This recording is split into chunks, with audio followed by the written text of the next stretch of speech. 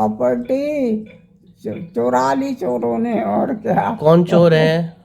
वो नाम तो डॉक्टर सुमित जैन, श्रीमती प्राची जैन, इन लोगों ने क्या किया है? और मैं पैसे के में दिया है करके ऐसे उसमें दस्तखत कराया है।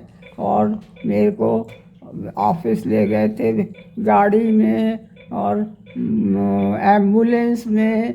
मुझे अच्छे से कुछ याद नहीं है। नमस्कार, मैं हूं ब्रजेंद्र मिश्रा। आप देख रहे हैं न्यूज़ रैप ऑनलाइन।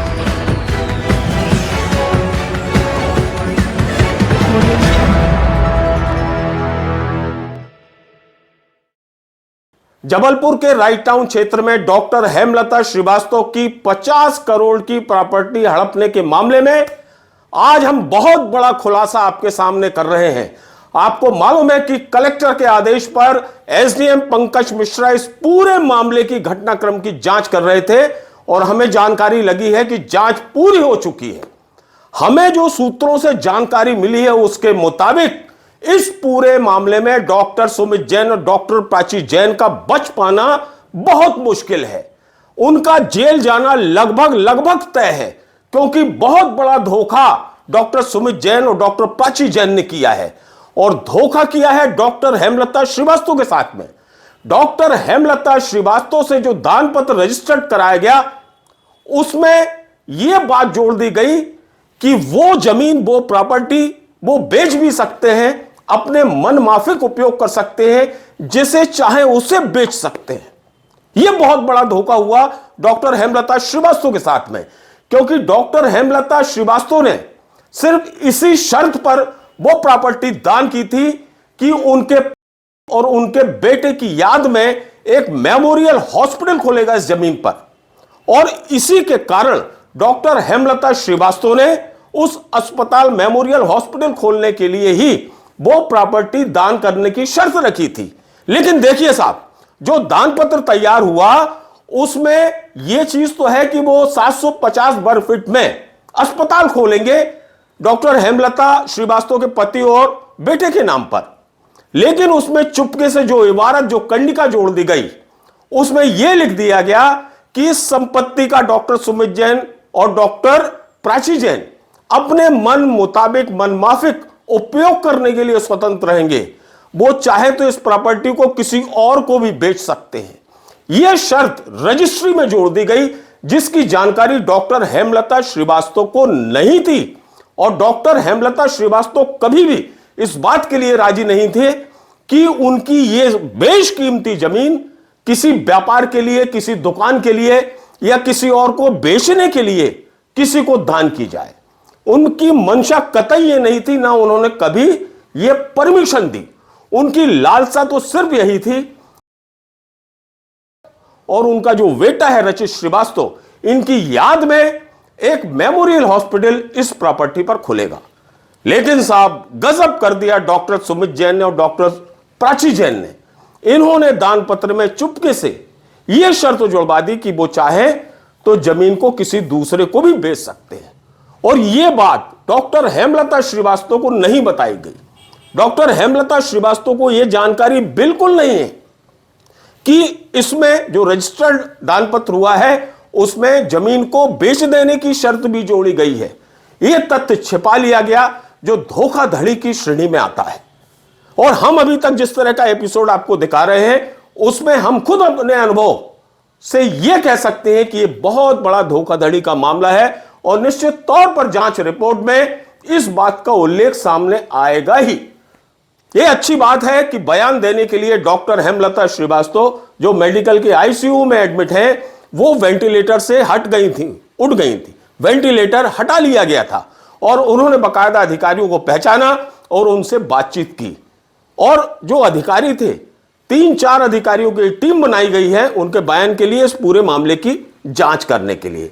अब सवाल यह है कि यदि इस तरह का धोखा उस दान पत्र में हुआ है, जैसा कि हमने कलेक्ट्रेट के उप पंजीयक ऑफिस में जाकर भी पता किया था, तो उसमें भी सब रजिस्ट्रार का कहना था कि दान पत्र की शर्त में यह चीज जुड़ी हुई है। तो स्वाभाविक है कि एक तरफ आप डॉक्टर हेमलता श्रीवास्तव से दान ले रहे हैं कि हम हॉस्पिटल खोलेंगे उनके बेटे की याद में, और दूसरी तरफ उसी रजिस्ट्री में आप लिख रहे हैं कि इसे हम बेच भी सकते हैं, इसका हम मनमाफिक उपयोग कर सकते हैं, मनमर्जी से उपयोग कर सकते हैं। तो यह तो दान पत्र की जो शर्त है उसका सीधा सीधा उल्लंघन है, क्योंकि डॉक्टर हेमलता श्रीवास्तव उस प्रॉपर्टी की इकलौती वारिस है, मालिक है, और उनकी मंशा कतई ये नहीं थी कि इस जमीन का उपयोग कभी किसी दूसरे को बेचने के लिए या किसी अन्य मद में किया जाए। उनकी मंशा सिर्फ यहां थी बेटे के नाम पर मेमोरियल हॉस्पिटल खोला जाए। तो उस दान पत्र में मात्र 750 वर्ग फीट, सोचिए कहां 11,000 वर्ग फीट के दो दान पत्र हुए हैं। एक डॉक्टर सुमित जैन के नाम पे 5,500 वर्ग फीट जमीन, और दूसरी डॉक्टर प्राची जैन के नाम पे 5,500 वर्ग फीट जमीन। 11,000 वर्ग फीट जमीन में और बेटे के नाम पे जो मेमोरियल अस्पताल खोलने का उल्लेख उस दान पत्र की रजिस्ट्री में किया गया है, उसमें मात्र 750 वर्ग फीट भूमि रखी गई है। बाकी जमीन, बाकी में क्या होता? तो उस शर्त को लेकर वास्तव में यह धोखा हुआ है, फ्रॉड हुआ है डॉक्टर हेमलता श्रीवास्तव के साथ में। और हमारे सूत्र ये बता रहे हैं कि यह बयान डॉक्टर हेमलता श्रीवास्तव ने अधिकारियों को दे दिए। और आप तो जानते ही हैं कि डॉक्टर सुमित जैन और डॉक्टर प्राची जैन ने किस तरह से दो बार नए बोर्ड लगाए। पहले बार बोर्ड कुछ और लगाया जिसमें बड़े बड़े शब्दों में, बड़े बड़े अक्षरों में डॉक्टर सुमित जैन, दूसरी तरफ डॉक्टर प्राची जैन का नाम लिखा था। जब यह मामला हम लोगों ने हाईलाइट किया, उठाया, तो रातों रात दूसरा बोर्ड लग जाता है जिसमें इनके नाम छोटे हो जाते हैं और जो मेमोरियल हॉस्पिटल ऊपर की जो इबारत है वो थोड़ी बड़ी हो जाती है। रातों रात इन डॉक्टर सुमित जैन और डॉक्टर प्राची जैन ने रेडीमेड बाउंड्री वाल खड़ी कर दी, जो हम आपको बता चुके हैं। डॉक्टर हेमलता श्रीवास्तव घर काम करने वाले जो घरेलू नौकर हैं, उन्हें और उनकी बहनों को नहीं पता कि यह सब रातों रात कैसे हो गया। दूसरी तरफ गायत्री मंदिर ट्रस्ट को भी जो वसीयत करने का मामला है, मेरी नजर में, मेरा अनुभव यह कहता है कि वो वसीयत बिल्कुल ठीक होना चाहिए, क्योंकि गायत्री मंदिर ट्रस्ट एक धार्मिक संस्था है, उसका मिसयूज तो हो ही नहीं सकता उस जमीन का। और चूंकि कनकलता मिश्रा खुद गायत्री मंदिर ट्रस्ट से आज से नहीं 20 साल से जुड़ी हैं, और माउंट आबू की अपनी प्रॉपर्टी वो गायत्री मंदिर ट्रस्ट को वैसे भी दान कर चुकी हैं, और उसी प्रॉपर्टी के एक हिस्से में, एक कमरे में वो अपना जीवन यापन कर रहे हैं। तो ऐसे में गायत्री मंदिर ट्रस्ट को यदि वसीयत की गई है 14,000 वर्ग फीट भूमि, तो मेरे हिसाब से, मेरे तजुर्बे के हिसाब से वो कोई गलत नहीं है, वो वसीयत ठीक ही होगी, किसी तरह का कोई फ्रॉड नहीं। अब सवाल ये आ रहा है कि जो बहनों बहनोई, जो 2.5 करोड़ लेन देन की जो चर्चा हुई थी, जो पर्चा मिला था, तो उसमें 2.5 करोड़ रुपए गोल्ड और नगद के रूप में डॉक्टर सुमित जैन और प्राची जैन ने दिए थे, बहन को शांति तिवारी और बहन राजन तिवारी को। अब ऐसे में यदि यह फ्रॉड का मामला बन रहा है तो निश्चित तौर पर यह एफआईआर दर्ज होगी 420 के तहत, 420 धारा 420 के तहत, और फ्रॉड का जब मामला दर्ज होगा तो उसमें फिर जेल भी जाना पड़ेगा।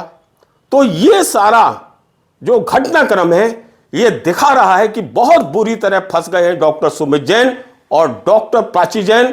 अब इनका बच पाना, कानूनी शिकंजे से बच पाना बहुत मुश्किल है, और जो 2.5 करोड़ रुपए हैं वो भी गए पानी में। एक तरह से वो पैसा, वो गोल्ड भी डूबता नजर आ रहा है। जो हमारे सूत्र जो अपडेट जानकारी दे रहे हैं उसके मुताबिक ये पूरी जांच रिपोर्ट कलेक्टर जबलपुर राघवेंद्र सिंह को दे दी गई है, और कलेक्टर साहब खुद इस पूरे जांच रिपोर्ट का खुलासा करेंगे अपने हिसाब से। कलेक्टर साहब के निर्देश पर एसडीएम पंकज मिश्रा को जांच का जिम्मा सौंपा गया था, जिसमें सीएमएचओ भी हैं, सब रजिस्ट्रार भी हैं और तमाम अधिकारी हैं, जिन्होंने मेडिकल में जाकर डॉक्टर हेमलता श्रीवास्तव के बयान दर्ज किए हैं, और डॉक्टर सुमित जैन और डॉक्टर प्राची जैन के भी बयान दर्ज किए हैं, ताकि जो कुछ भी जांच सामने आए वो बिल्कुल कांच की तरह, आईने की तरह एकदम साफ रहे। और जांच प्रतिवेदन कलेक्टर जबलपुर को सौंप दिया गया है। अच्छी बात यह भी है कि जब तक बयान चलते रहे तब तक डॉक्टर हेमलता श्रीवास्तव बकायदा होश में रही, बात करती रही। लेकिन देखिए साहब, जैसे ही बयान हो गए तो 6 फरवरी को अचानक उन्हें फिर वेंटिलेटर पर जाना पड़ा। मतलब उनकी हालत फिर खराब हो गई। मेडिकल में उन्हें फिर से वेंटिलेटर लगा दिया गया और पूरे डॉक्टर, मेडिकल के तमाम डॉक्टरों की टीम डॉक्टर हेमलता श्रीवास्तव की जान बचाने में लगी हुई है। अब इसे आप क्या कहेंगे? यह भी तो ईश्वरीय चमत्कार है कि बयान देने के लिए डॉक्टर हेमलता श्रीवास्तव को होश आ गया, वेंटिलेटर हट गया और जैसे ही उनके बयान हो गए उसके बाद पुनः वो वेंटिलेटर पर आ गई, उन्हें फिर से वेंटिलेटर लग गया। हम ईश्वर से यही कामना करते हैं कि बहुत जल्द उनका वेंटिलेटर हट जाए, एकदम वो स्वस्थ होकर अपने पुराने इसी बंगले में उनके युवा बेटे की यादें जुड़ी हुई हैं, वो इसी बंगले में आकर रहने लगे। फिलहाल अब पूरी जो कार्यवाही की गेंद है वो कलेक्टर जबलपुर के हाथ में है और जो करना है कलेक्टर जबलपुर को करना है। अब हम देखते हैं आगे कि इस पूरे घटनाक्रम में किस किस तरह की कार्रवाई होती है। एफआईआर दर्ज होना लगभग सुनिश्चित माना जा रहा है और जब दान पत्र में धोखाधड़ी का मामला सामने आ जाता है तो ऐसे में वो दान पत्र भी एक तरह से विधि सम्मत तो नहीं माना जा सकता। इस पर जो कानूनी पहलू होंगे उसके हिसाब से जो जिला प्रशासन है वो अपनी कार्यवाही करेगा।